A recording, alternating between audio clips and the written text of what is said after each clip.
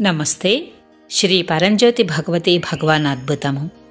ఇది మేఘాలయకు చెందిన ఆరాత్రిక దేవ్ గారి అద్భుతము. నేను 2 నెలలుగా చాలా నీరసంగా, అలసటగా, తిమ్మిరిగా ఉన్నాను.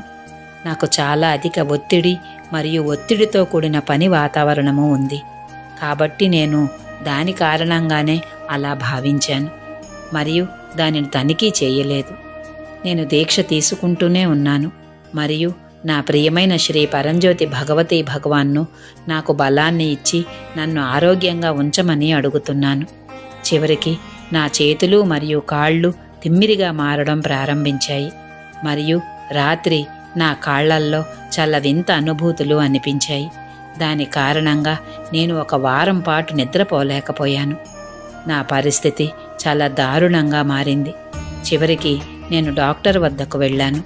అతను నాకు అనేక పరీక్షలు ఇచ్చారు. నేను అతనికి నివేదికలు చూపించినప్పుడు అతను షాక్ అయ్యాడు. నేను తీవ్రమైన రక్తహీనతతో ఉన్నందున నేను ఒక అపస్మారక స్థితిలో లేకపోవడం ఒక అద్భుతమని ఆయన అన్నారు. ఆయన నన్ను వెంటనే ఐరన్ ఇన్ఫ్యూషన్ చేయించుకోమని అడిగారు. నేను స్వయంగా నా ఆరోగ్యాన్ని జాగ్రత్తగా చూసుకోలేనప్పుడు ఎల్లప్పుడూ నా పట్ల శ్రద్ధ వహిస్తున్నందుకు నా ప్రియమైన శ్రీ పరంజ్యోతి భగవతి భగవానుకు నేను చాలా కృతజ్ఞుడను.